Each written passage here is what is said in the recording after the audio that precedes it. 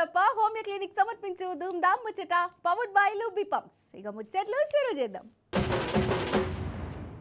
POCSO కేసులో arrest అయిన బండి భగీరథకు మొన్న బెయిల్ వచ్చాయి కదా. మన సర్కారు తరపున లాయర్లు పోలీసులు బెయిల్ ఇయ్యొద్దని కోర్టు కూడా చెప్పలే. అందుకే ఆసాన్గా బయటకు వచ్చిండు భగీరథ్. ఇక ఈ బెయిల్ ఎట్లా తెచ్చుకోవాలి, ఏంది కథ, గివిడికి కథ స్క్రీన్ ప్లే దర్శకత్వం అంతా రేవంత్ సార్దే అంటురు. గట్లెట్టనో చూద్దాం రారి.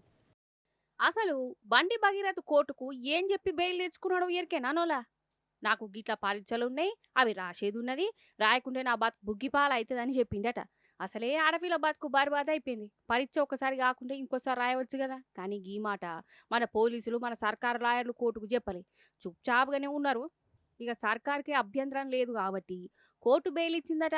ఇక ఇట్లా ఫోక్సో కేసుల జైల్లో పడ్డోనికి బెయిల్ అచ్చుడుతోని చాలా మందికి కరెంటు షాట్ కొట్టినట్టయింది. లెక్కకైతే గంత జల్దిన బెయిల్ రాదు కూడా. కానీ బండి సంజయ్ కొడుకు వచ్చింది, ఇంట్లో రేవంత్ సారు చెయ్యి ఉన్నదని మొదటి సందే అందరూ చెప్పుకుంటూనే ఉండరు. అయితే భగీరథ్ లాయర్లు చెప్పిన పరీక్షల కథ ఇప్పుడు బయటపడుతున్నది. అసలైతే బెయిల్ కోసమే పరీక్షలు రాసేది ఉన్నదని సాకులు చెప్పిండని అంటారు. ఏంటంటే బండి సంజయ్ పుత్రరత్నం వారు బీబీఏ చదివి 3 ఏండ్ల కిందట, అంటే 2023లో ఫెయిల్ అయిపోయిండు. 3 ఏండ్ల కిందటే ఫెయిల్ అయిన మనిషికి ఇప్పుడు పరీక్షలు చాలా అర్జెంట్ అయిపోయినాయి. నాకు సప్లిమెంటరీ పరీక్షలు ఉన్నాయి, మే నెలలోనే గా పరీక్షలు ఉండే, అప్పుడు రాయలే, కమ్సే జూన్ నెలలోనన్న రాత్తా అని కోర్టుకు చెప్పికొచ్చిండట. కాదు సప్లిమెంటరీ పరీక్షలు నెల పెడతారా అనులా? ఇక ఇది చాలదని మరి 2024లో సప్లిమెంటరీ పరీక్ష రాయలేదా? పోనీ 2025లో కూడా రాయలేదా? రాసిన ఫెయిల్ అయిందా? కానీ ఇప్పుడు రాయకుంటేనే ఈయన జీవితం ఖరాబ్ అవుతుందా? అంటే ఈ బెయిల్లనే కుట్రేషం ఉన్నది. ఇదంతా బండి సంజయ్ సారు కోసం రేవంత్ అన్న నడిపిస్తున్న డ్రామా అని చెప్తున్నారు. రాష్ట్ర ప్రభుత్వం తప్పకుండా ఇందులో కావాలనే రిలాక్స్ చేసింది. అందుకొరకే వాళ్ళు బెయిల్ ఆర్డర్ బయటికి పెడతలేరు. పబ్లిక్ ప్రాసిక్యూటర్ ఈరోజు మేము ఏవైతే చెప్తున్నామో అవన్నీ కూడా వాళ్ళు చెప్పాలి.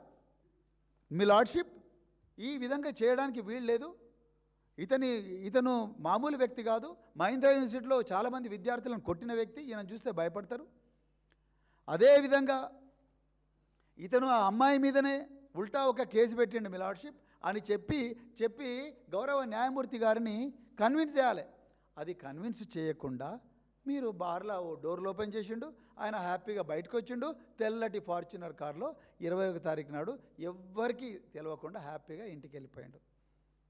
ఇవాళ ఎగ్జామ్ రాసిండు, మంచిగా రాయి ఎగ్జామ్, ఎవరొద్దన్నారు. నువ్వు కొంచెం 4 పేపర్లలో ఏదో గీకినా కూడా నీకు మార్కులు ఏమని మేమే అంటున్నాం. మేడ్చల్ మల్కార్గిరి కోర్టులో ఒక స్పెషల్ పీపీని ఎందుకు అపాయింట్ చేయలేదు రేవంత్ రెడ్డి గారు? ఈ కేసులో ఒక సిట్ ఎందుకు వేయలేదు మీరు? స్పెషల్ ఇన్వెస్టిగేషన్ టీం ఎందుకు వేయలేదు? ఎందుకు మీ ఆఫీసర్లు ఆ అమ్మాయి ఇంటికి పోవడం లేదు? ఆ అమ్మాయికి 164 స్టేట్మెంట్లు ఎందుకు ఇవ్వడం లేదు?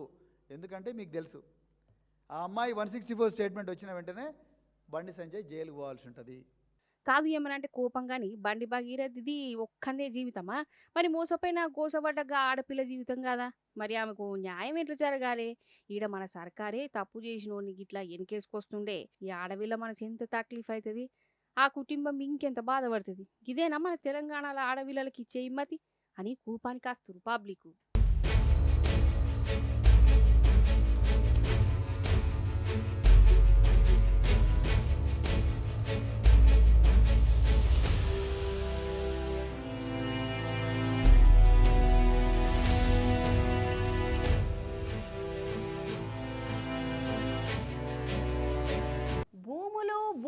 భూములు మన రేవంత్ సారు ముఖ్యమంత్రి అయిన కాడికెళ్ళి కండ్లని భూముల మీదనే పడ్డట్టు చేసిండు కదా. అంటే భూములు గుంజుకునుడు, లేకుంటే ఇష్టం వచ్చిన తీర్ల కబ్జాలు, ఆఖరికి ఈ భూముల మీద ఆశ కాదు అత్యాశతోని మన హైదరాబాద్ మెట్రో బండి కథను పొతం పెట్టేటట్టే ఉన్నారు. గిట్టనే కొడుతుంది చాలా మందికి. అసలు ఏమైంది, ఏంది కథ అరుచుకుందని రారి. ఈ భూముల మీద నేను ఇంతగానం ఆశేందో అర్థమైతలేదు. లేకుంటేంది మరి మన మెట్రో 1వ పేజ్ బాకీలు సెంటర్ సర్కార్ నుంచి అయిపోయినాయి కదా. ఇక రేవంత్ సార్ ఏమో కిషన్ రెడ్డి సార్ మీదకి లేచి అంత నీ చేయబట్టే గిట్లయిందని బద్నాం చేసిండు. మరి కిషన్ రెడ్డి సార్ ఏమో తక్కువనా? అసలు రేవంత్ రెడ్డి చేయబట్టి గీ కథ అయిందని ఆ సార్ అంటుండు. లాస్ట్కు చాలా మందికి అర్థమైంది ఏంటంటే మెట్రో ఆస్తులను దండుకునేందుకే వీళ్ళు ప్లాన్ వేసిరని అంటారు. అయితే కాంగ్రెస్ అధికారంలోకి వచ్చినాక మెట్రో రెండో ఫేజ్ డిజైన్ మార్పులు గీర్పులు చేసి సెంటరోళ్లకు పంపే కదా పర్మిషన్ కోసం. ఇక ఈ డిజైన్ను మెట్రో ప్రాజెక్టు వాటిన ఎల్ఎన్టీ కంపెనీ ఒప్పుకోలే. మన రాష్ట్ర సర్కారేమో నీ కంపెనీతోని మాకేంది మేమే చూసుకుంటామని దాని నుంచి తీసుకున్నది. పైసలు కట్టి రెండో ఫేజ్ చూడడం కోసం సెంటర్కు పంపితే వాళ్ళు ఒప్పుకోలేదట. గట్టెట్లుంటది? ఫస్ట్ ఫేజ్ చేసినోళ్ళే రెండో ఫేజ్ కూడా చేస్తే ఒక అందం ఉంటది గాని అప్పుడొకళ్ళు ఇప్పుడొకళ్ళు చేసుడు తరిక కాదు అని కేంద్రం అన్నదట. ఈ కథంతా ఎట్లెట్లనో ఉండదని రుణం మంజూరు చేయలేదట. అంతలావైతే కేంద్రం రాష్ట్రం ఇద్దరం కలిసి ఈ ప్రాజెక్టును చేద్దామని కండిషన్ పెట్టిండట. ఇంకేందిగా రేవంత్ సార్కు కోపం రానియాచింది. చేస్తే మేమే చేయాలి, కేంద్ర మూలతోనే అద్దే అద్దు, ఇంకొకళ్ళు ఇంట్లో కలవద్దు అని మన రేవంత్ సారు ఉండేనట. ఇక గిట్ల జిద్దు మీద పోతే రుణం రాలే, ఎక్కడికక్కడ ప్రాజెక్టులు అయిపోయింది. మరి రేవంత్ సార్ ఎందుకు గిట్లా చేసిండని అనుమానం రావచ్చు. ఎందుకంటే ఫస్ట్ ఫేజ్ అమ్మించింది 18,000 కోట్ల ఆస్తులున్నాయి. ఈ ఆస్తుల కోసమే కేంద్రమోళ్ళు పెట్టిన కండిషన్లకు మన రేవంత్ సారు ఒప్పుకోలేదట. అగర్సి ఒప్పుకుంటే ఆ 18,000 కోట్ల ఆస్తులు పొత్తుల కిందికి పోతాయి. ఫస్ట్ ఫేజ్ అంతా రాష్ట్రం ప్రభుత్వం కిందికి వస్తాయి. ఆ భూములు జాగలు వెనకట కదా గురువు చంద్రాల సారు వాళ్ళోళ్లకు హైదరాబాద్ భూములు ఎట్లనైతే అగ్వకి ఇచ్చుకున్నాడు, ఇప్పుడు రేవంత్ సారు ఈయన సోపతిగాలకు సుటపూలకు కట్టబెట్టి ఉపాయం చేస్తానని చెప్పుకుంటురులా.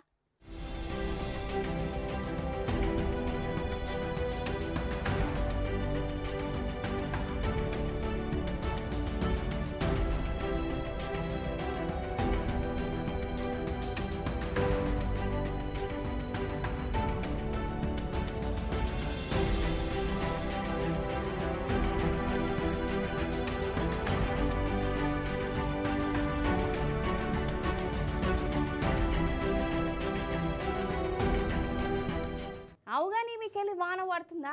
వానదేవుడు విచిత్రంగా ఆడుకుంటుండు కదా జనాలతోని. లేకుంటేంది ఇంకో వారం రోజులైతే జూన్ దాటి జూలై నెల వస్తుంది. లెక్కకైతే ఈ పాటికి మంచి వానలు పడాలి. కానీ కొన్ని ఊర్లనేమో ఎండలు దంచుతూనే ఉన్నాయి. ఇంకొన్ని జాగలల్లో వాన పడ్డట్టే పడుతుంది, మళ్ళీ జరిసేపటికే ఎండాకాలం లెక్క అయిపోతున్నది. ఎందుకు ఇట్లా కావచ్చు? వానదేవుడు అలిగిందా, కోపం వచ్చిందా? అరుచుకుందని రారి మరి. నైరుతి మబ్బులు వచ్చినట్టే వచ్చి మళ్ళీ మాయమైనట్టే చేసినాయి కదా. ఏదో ఎల్నీనో నట ఎల్నీనో. ఆ ఎల్నీనో చేయబట్టి మన రైతులకు ఇప్పుడు రంది పట్టుకుని ఈ తేపనన్నా మంచిగా వానలు పడతాయి అంటే వానదేవుడు తేపకోసారి జాగుడు మూతలు ఆడబట్టే. అందుకే పెద్దపల్లి జిల్లా సుల్తానాబాద్ వాళ్ళు వానదేవునికి శాంతి చేసే పని పెట్టుకున్నారోలా. గుడిమిట్టపల్లి రాజేశ్వర స్వామి గుళ్ళే శివునికి అభిషేకం చేసిరు. 100 మంది ఆడవాడుచులు నీళ్ళ బిందెలతోని గుడి చుట్టూ ప్రదక్షిణ చేసిరు.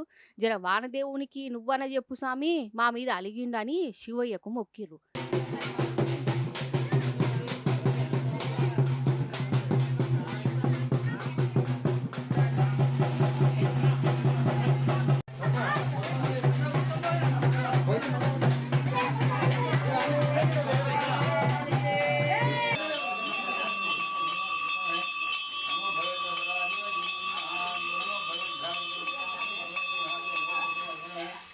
గుడిమిట్టపల్లిలోని ఇంటింటి నుంచి వెళ్ళి ప్రతి ఒక్కరు కూడా బిందె నీళ్లు పట్టుకొని అపర భగీరథుడు అయినటువంటి ఆ శివునికి మరియు కాపలాదారుడు అయినటువంటి నందీశ్వరునికి నీరాభిషేకం చేయడం జరిగింది. ఎందుకు అంటే మన ప్రస్తుత పరిస్థితి చూస్తే వర్షాకాలం అనేది రాకుండా పోయి ఈ ఎల్లినో ప్రభావం వల్ల ఈ పరిస్థితుల ప్రకారం మనకు వర్షం అనేది లేకుండా పోయింది. కాబట్టి ఈరోజు ఆ వర్ణదేవుడు కనికరించాలని చెప్పని ప్రార్థించడం జరిగింది. ఈయన్నే కాదు మన తెలంగాణ అంతటా ఇప్పుడు వానదేవునికి గిట్టని పూజలు చేస్తురలా. కప్పతాలుల ఆటలతోని ఊరేగింపులు చేస్తురు. మన కాడ గిట్లుంటే అటు ఒడిశాలనైతే మన ఇద్దరు మొగోళ్లకు లాగమే చేసి ఊరోళ్ళు వాన కోసం.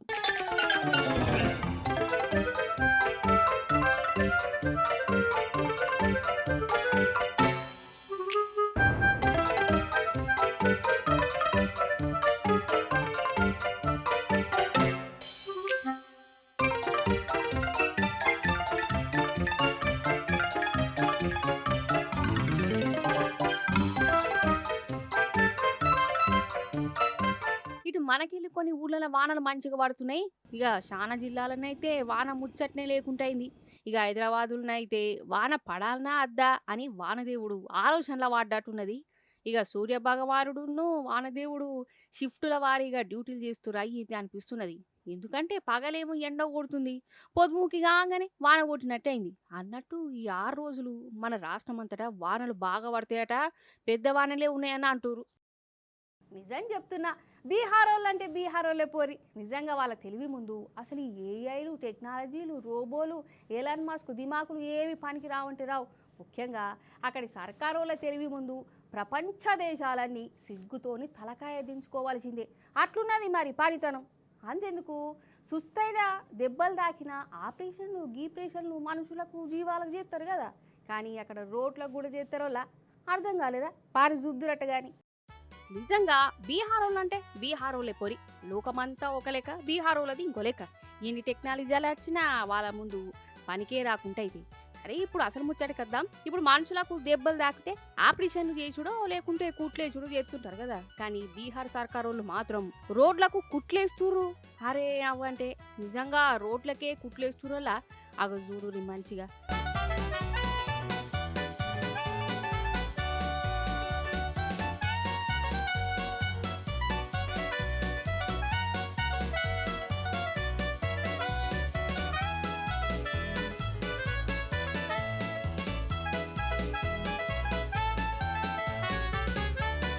చూసినావా? అయితే ఇది కొత్త రోడ్డేనట, కానీ అక్కడ పనిమంతులు 10 రోజులకే ఖరాబ్ అయ్యేటట్టు చేసిరు ఆ రోడ్డును. రోడ్ అంతా చిరకవాసింది, నిలువుతుంది అయిపోయింది. అసంటప్పుడు ఏం చేస్తారు? రోడ్డును రిపేర్ చేస్తారు, కొత్త రోడ్ ఎత్తారు కదా.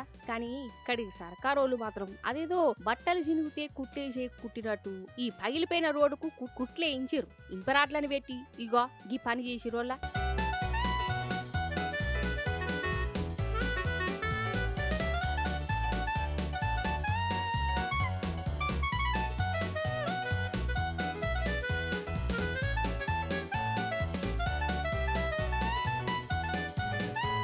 అంటే బట్టలకు మనుషులే కాదు, రోడ్లకు కూడా కుట్లేయవచ్చని లోకానికి షాటి చెప్పిన ఈ బీహారు పనివంతులు గ్రేటే కదా. అట్లుంటది మరి వాళ్ళ పనితనం. ఇక రోడ్డుకు ఇట్లా కుట్లేసినందుకు ఈ సర్కారు వాళ్ళ ఖ్యాతి సోషల్ మీడియాతోనే ఖండాలు దాటిపోయింది. టెక్నాలజీ కోసం మోగుల మీదికి ఉపగ్రహాలు పంపుడు, ఏఐ టెక్నాలజీ కోసం ఇంతగానం తల్లాడు, రోబోలను కొనుక్కొచ్చుకున్నాడు, ఇవన్నీ ఏడనైనా నడుస్తాయి కానీ బీహార్ వాళ్ళ ముందు మాత్రం నడవయి. వాళ్ళు రుజువు చేసిరుపో అని అంటురోళ్ళ.